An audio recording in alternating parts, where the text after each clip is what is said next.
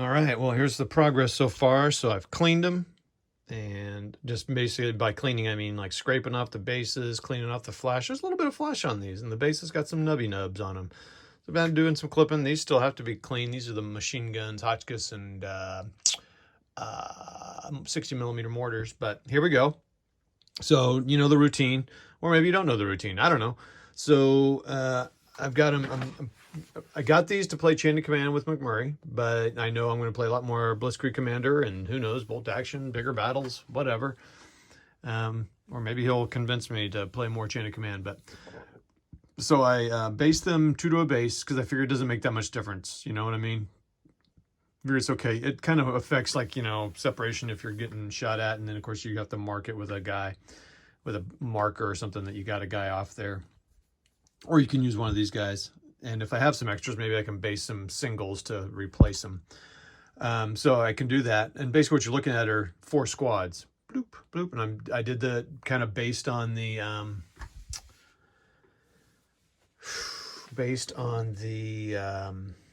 Chain of Command list out of the Jimbo Gap and the 1940 Blitzkrieg book. But then so they're based, like I said, on the Chain of Command. Got your 4 squads. Actually, there would be 3 squads. I'll tell you why I have this other group here. But you can always get as a support option another group, another squad. They're commanders, so they're sergeants. And then here's the senior leader, the 2 senior leaders, the lieutenant and the sergeant, based on a little bit bigger base. Got a medic here who's from the mortar teams. I'll figure some way to make him look like a medic. We got our engineer team here. Got our VB rocket launcher team, so 3 VB rockets and a commander. And then that's it. Oh, and this is a sniper. So what I'll do is I'll build up a thing around it like he's, you know, propped up, even though I know they'd probably not be standing to sniper, but you know what I mean. There's that. So that's based for Chain of Command. It's also based for Blitzkrieg Commander, because 3 squads. Well, there's a couple things I could do. Yeah, so if there could be 3 squads and you don't use that. So then I have a platoon, but they had 4 platoons in a company. Oh, is that right? Let me look here, actually, just a second. I'll pull out my list here. Yeah, so to make up a platoon, they had 3 squads, but a company was 4 platoons. So if I wanted to play that where these are squads, this could be then a company, right? Because then this is a platoon, platoon, platoon, platoon, and this is a company based on the based on the GHQ build. So again, if I'm playing with the squad level, this is a squad, squad, squad. So these represent, you know, 8 to 10 men each. This one stand represents this. And then I would just take these out, playing Blitzkrieg Commander. Or keep that one and take that one out. I don't know, just to show that they have machine guns. And then that's their, you know, HQ with their command value.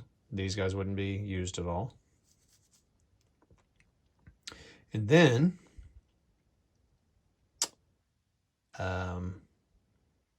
yeah, then like I said, that's a platoon because you got 3 squads in a platoon, 1, 2, 3, 4. Or if you're playing it where each stand is a platoon, like you can do in Blitzkrieg Commander 2, then, you know, you have 4 platoons, and then this is your company here. It doesn't matter because you don't look at that. This machine gun's figured into it, so it all balances out. Again, you wouldn't use these. Now, it's a little odd to have it based like this because a lot of my other stands are kind of a bigger base, but I figure what I'll do is I'll get some more command. Maybe I'll make a bigger CO base, so that's okay. Anyway, so that's all based for a variety of games, and I can use this, of course, as bolt action or Chain of Command, like I said, or bigger battles. And then bigger battles, you know, this would just be a squad here, and when they take a couple hits, you know, you could just replace. In bigger battles, you don't have to follow it's less about historical accuracy, so you could just say this was your things, and as soon as the guy's lost, you replace it with that. You know, it's like, oh, that guy got hit, and then replace it that way. Okay, that's that. These are Forged in Battles. Very detailed. They look like really good details. I can't wait to prime them. I'm hoping to prime them in this color. I know what it says, just I was hoping to hide that from you, but I can't.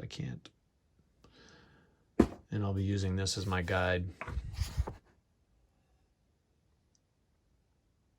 My Vallejo stuff. All right, that's that. Well, I'll talk to you later. Goodbye and roll well, everyone. What the heck? It's a beautiful day. So I had took the morning off. I had a doctor thing and some other stuff too. I took the morning off work. I'll be getting after lunch here soon. But it is 34% humidity today, and that is rare to do. My son's out there in the hammock. Yeah, it's a Thursday. Holy cow! It is just beautiful out here. It's like 50-something degrees. So this is really rare to get to do this. So I'm spraying up these French that I just based last night. I wouldn't have thought I could get to it this quick, but just getting them done. So let's get going here. While waiting for that paint to dry, I put together the machine gun teams. And then I converted one of the kneeling down guys, one of the kneeling guys here, and one of the kneeling guys from the light machine gun to make a observer stand. So they're kind of squatted down. There weren't that many guys kind of bent down, not even shooting or observing. So I use those guys as an observer team just to have it, because you always need it within Blitzkrieg Commander. All right, let's go see how the paint looks. Looking pretty good. Let's see if I can zoom in here just a second. Yeah, it's looking pretty good. Yeah, I can see little bits I missed here and there. It looks a little messy, but I don't think it's too bad. That guy looks like he's got a bad face, but I think it's gonna be okay. Those guys are holding them up like, hey. The shadows are really stark here. Getting some shadow. And here we go. So that's and so there's everybody. The machine guns, mortars, everybody. This is the fastest I've ever base coated and based guys, I think. I think partially I was inspired because I painted those 28s and they were so much more work than these. I'm like, come on, quit messing around.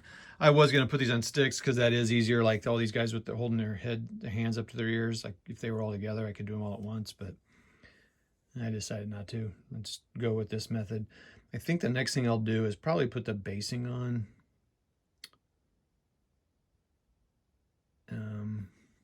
Shoot, I just kind of lost how I want to do that though. I got that ground texture from Vallejo, but it's gray.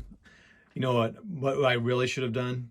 I was impatient though. I really should have put that gray, because I want to use that gray up and then get some brown texture. I should have put the gray on there and then painted. That's really what I should have done, because they wouldn't have been painted, would have held the figures down, and then I could have spray painted over that. So next time.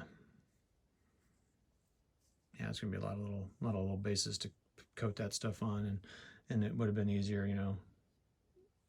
I don't know. I'm not sure how I'm gonna do that, but I might definitely base before I start painting, though. But there they are. Woohoo! So there they are. Good looking models. We'll see how they paint. Man, I still missed metal, man. It's amazing what you can see when you start kind of looking in the different light and stuff. All right, that's hope you guys have enjoyed it, and we'll come back to you when I made some more progress. Bye.